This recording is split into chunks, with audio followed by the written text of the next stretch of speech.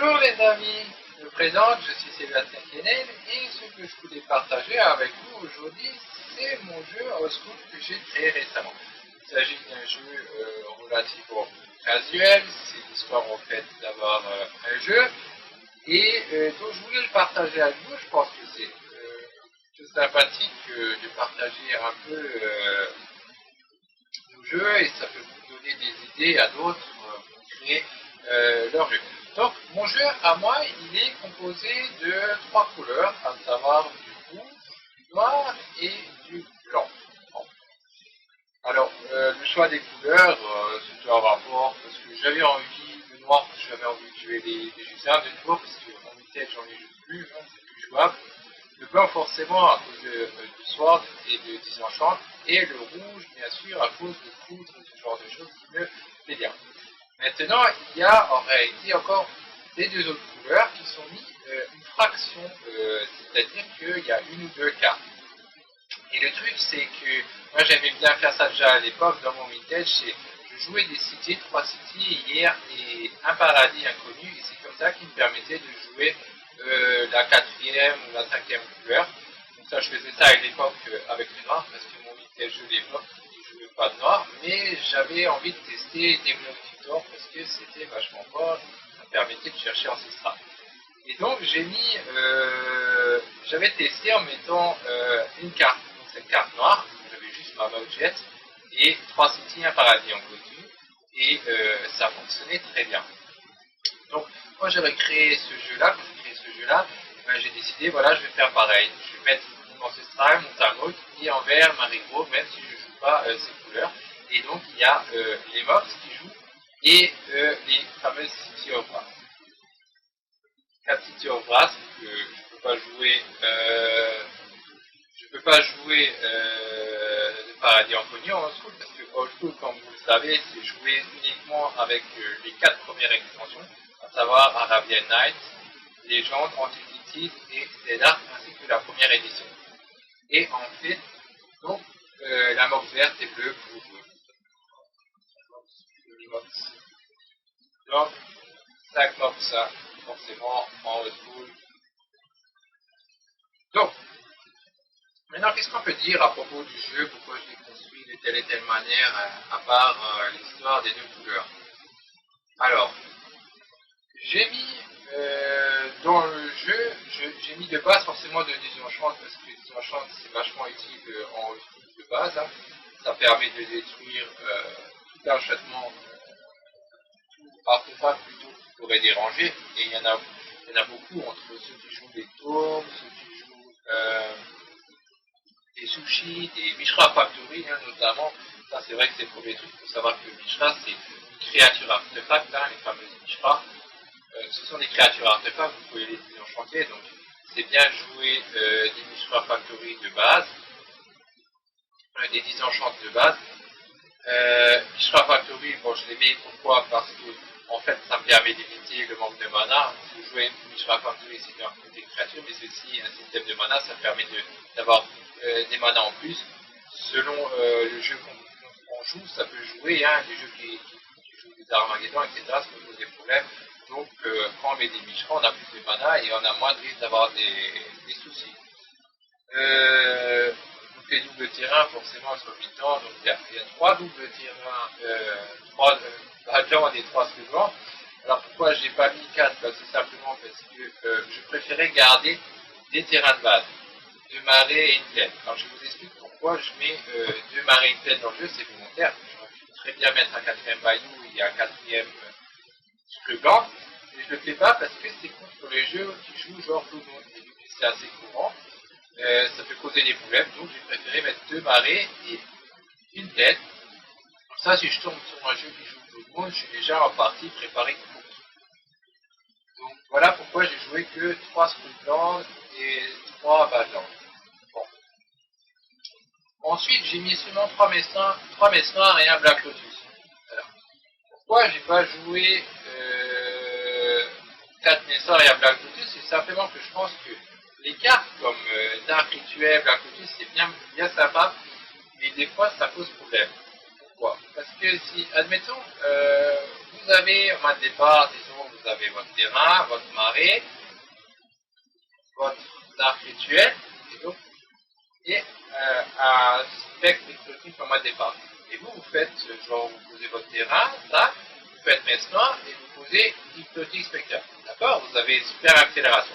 Et en face, les gars, ce qu'il fait, c'est coudre. Et ce qui se passe quand il fait ça, c'est que lui, il a joué une carte et vous deux. Donc, les cartes comme Black Lotus, Dark Rituel, etc., c'est bien sympa, c'est bien fort, mais il y a des fois où ça peut vous donner un désavantage. Et c'est pour ça que j'aime pas trop en mettre. Donc, j'ai préféré mettre 3 Dark Rituel et un Black Lotus, parce que j'ai estimé que ça suffit amplement, surtout que, outre ça, nous avons aussi un Sol Ring, plus, hein. Donc, il y a assez. Sol Ring, c'est aussi vachement bien de nouveau contre les jeux Armageddon et tout ça, hein, c'est bien comme mémoire, ça évite les problèmes. Bon. Autrement, j'ai mis un Jalumstone pour justement gérer aussi si vous tirez par exemple Dark Rituel ou Dark Lotus en cours de partie, des fois il ne sert plus à rien, tout simplement des terrains de base. Donc, ce que je fais, c'est que j'ai mis un Jalumstone, ça permet de gérer un peu ça. C'est pas la seule carte qui gère, parce qu'il y a aussi Fireball et un live qui a donc un peu le même but en cours de partie, ça peut servir pour que les choses servent toujours et que les cartes ne deviennent pas en fait des cartes mortes. Qu'est-ce que je peux dire encore? Eh ben, donc le spectre c'est forcément la carte qui est la créature que vous sortez au départ qui est bien avec, n'est-ce pas? Si vous la sortez au départ, ça permet de bien embêter le gars à partir du moment où il ne joue pas rouge ou autre, parce que sinon on risque de se faire avoir, ou même blanc avec le sang.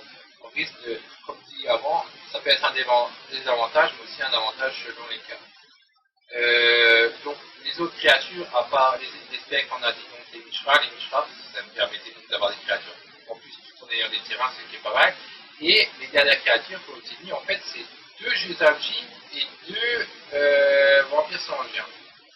Alors le truc c'est, pourquoi je joue seulement 2 Juzamji et vous deux en jouez 4? La plupart des gens, vous allez voir les jeux, ils vont dire, ouais bon, moi je joue noir, je mets 4 Juzamji automatiquement. Et ben moi je ne fonctionne pas comme ça. Pourquoi? Parce que le problème c'est que Juzamji a plusieurs choses qui me posent problème. Ça peut être hyper fort, ça peut sortir très facilement au premier tour. Avec un terrain, Black Lotus, Juzam, c'est très vite sorti. Mais comme dit, là encore une fois, le gars il fait sword, vous l'avez dans l'os. Bon. Mais le truc qui était encore embêtant avec, c'est que Juzam ça vole pas. C'est-à-dire que si par exemple le gars il joue Maud, avec un Juzam vous êtes bloqué. Avec un vampire sanguin, vous ne l'êtes pas parce que le vampire sanguin il vole. Et l'autre cas qui peut être embêtant, c'est Force Fight. Si le gars joue Force Fight, on arrive à un point mort, c'est que vous infligez une blessure, mais vous en subissez une, du coup, il n'y a personne qui gagne. C'est pour ça que je préfère jouer donc 2 vampires sanguins et 2 Juzam de base, parce que je pense que c'est plus fort de le jouer comme ça que de mettre automatiquement 4 Juzam.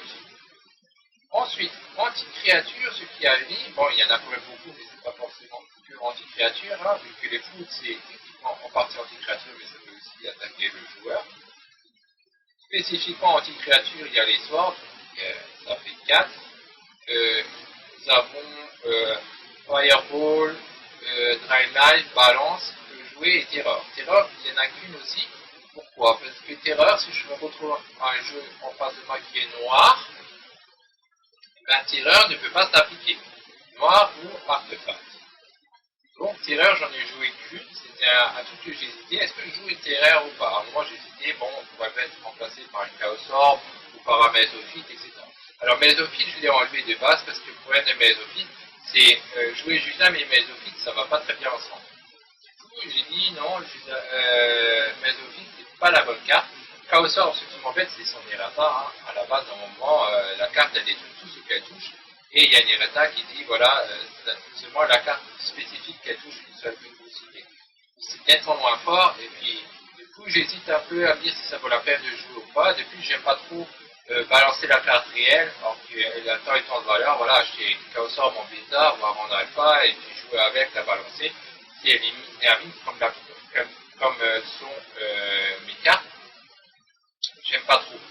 So, à la limite, si on pouvait remplacer par un jeton, à la limite, j'aurais peut-être testé, mais comme ça, je ne le ferais pas.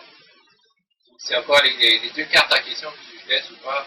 Terror, Drain Life, c'est les deux cartes que je pose la question. C'est sûrement le point faible qu'il y a le plus dans le jeu, outre Dark Rituel. Donc, sinon, les cartes limitées, forcément, les cartes en ligne ou autres qui sont vraiment limitantes parce que c'est vraiment très fort, c'est forcément sur le ring.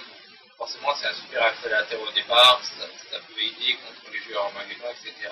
Time Out, ça permet forcément de gagner beaucoup plus rapidement. Hein. Si vous avez shorté vite 28 armes, il faut savoir que vous enlevez la moitié des points de vie juste avec en faisant Time Out. Vous enlevez 2 fois les points de vie, ça fait 10 points de vie au lieu de 5. On a fait 20 points de vie au départ, donc ça peut aller très vite. Démoniac Tutor, forcément, c'est ce qui permet de chercher la carte qu'on a besoin, notamment en général, chercher Ancestral, c'est très très très fort. C'est pas toujours forcément la carte à chercher selon les cas, forcément, vous avez déjà, bon, voilà, le gars il a 10 points de vie, forcément, vous cherchez le talon, vous pouvez donc gagner très vite grâce en cherchant le talon directement, que vous pouvez jouer cela. Un exemplaire. Rigro, c'est pareil, la même chose pour le cimetière, hein, si vous l'avez déjà joué, vous pouvez le rechercher. Vous pouvez donc jouer encore une fois. D'ailleurs, ça m'est une fois arrivé le temps où j'étais hyper actif, j'étais très actif pendant 4 ans, et ça m'est arrivé une fois de jouer, de battre la personne en 3e tour. Il y a certains, ils vont dire, ouais, mais en vitesse, c'est normal. Bah, moi, je dirais que non, parce que moi, j'ai joué tous les jours pendant environ 4 ans. Et c'est très très rare que ce genre de choses arrive. Ça m'est arrivé une fois en tournoi, j'ai battu le gars 3e tour grâce au talon qui a la réapparition. Hein. Il y avait Zoniba, Serendi, et je l'ai battu 3e tour, mais c'est pas courant. Hein. Ça arrive de temps en temps, forcément, vu que les cartes, si elles sortent ensemble, c'est hyper fort, mais c'est assez rare. Hein. C'est pas pour rien qu'elles ont été limitées, c'est pour éviter le problème. Donc ensuite, bien forcément, il y a les box qui sont un avantage pour aller beaucoup plus vite, qui sont anti-jeux Armageddon et autres. Nous avons donc un jeu Stone que j'ai dit qui permettait de résumer. Une Wheel of Fortune qui peut toujours être là si vous avez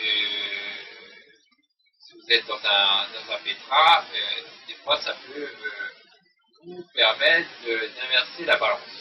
Ancestral, forcément, qui permet de gaucher 3 cartes pour penser l'adversaire à gaucher 3 cartes. Min Twist, c'est vachement fort en trou, là, forcément, hein, pour un arbre pour X, vous déposez 10 cartes. Alors quand vous jouez des cartes comme des Mestor, Black Lotus, et ben, si vous avez au début, vous avez votre terrain et 2 Mestor, ben, je peux vous dire que votre adversaire, il a plus grande chance de gagner en général, parce que sa main, elle a été vidée, quasiment. Ensuite, forcément, on joue Striptease. Striptease permet de gérer tout terrain qui peut poser problème, notamment la librairie of Alexandrie. Librairie of Alexandrie, forcément, jouer aussi de mon côté, ce qui est assez normal. Et il faut savoir que pour le point qui est intéressant avec librairie of Alexandrie, c'est avec la Wheel of Fortune. Si vous jouez Wheel of Fortune, ben, vous pouvez récupérer vos 7 cartes. Dans certains cas, c'est sympa de jouer les deux ensemble. Ça va de même avec Time Twister. Donc, qu'est-ce qu'il nous reste encore? Donc, jouer 4 cities pour jouer les groupes en couleur, donc tout en tribet. J'ai mis 2 singles. Alors, pourquoi 2 singles? Ben, forcément, comme on l'a dit, fantastique, si vous jouez des tirets qui sont vraiment dangereux, notamment livrés en contrail sans vert, qui peut être vraiment problématique. Autre, 2 désenchants pour enlever toutes les cartes qui pourraient vraiment poser problème, Jardine Tome, là, et autres, cartes qui sont vraiment très problématiques. Ça peut être aussi un mot, un indice, qu'importe ce qui peut poser problème, des bases pour jouer. Et donc les terrains de base qui sont donc anti-bleu. Le reste après, ça c'est en fait la réserve. Donc, il y a 2 désenchants supplémentaires au cas où on rencontre un jeu de contrôle, avec 2 réels éléments de la place, forcément toujours contre les jeux de contrôle. Un simple de plus au cas où si on a vraiment un gars qui est centré sur les terrains vraiment problématiques, on laisse un simple dedans. 2 Kinsunemen qui permet donc de détruire Fujin et Fritz. Hein. En haut school, forcément, on va trouver Erna, Musam, Serendib, notamment, et autres. 2 cercles de protection rouge, parce que ça peut être très intéressant pour des jeux qui ont le choix de jouer Blast. 2 Deatrix pour des jeux qui joueraient plutôt vert, donc Elf. 2 Equinox, là, toujours contre les jeux qui cassent les terrains. Et enfin, 2 Bloom contre les jeux qui jouent Winnie White, hein, qui joue blanc. Voilà, je pense que j'ai fait un peu le tour de mon old school.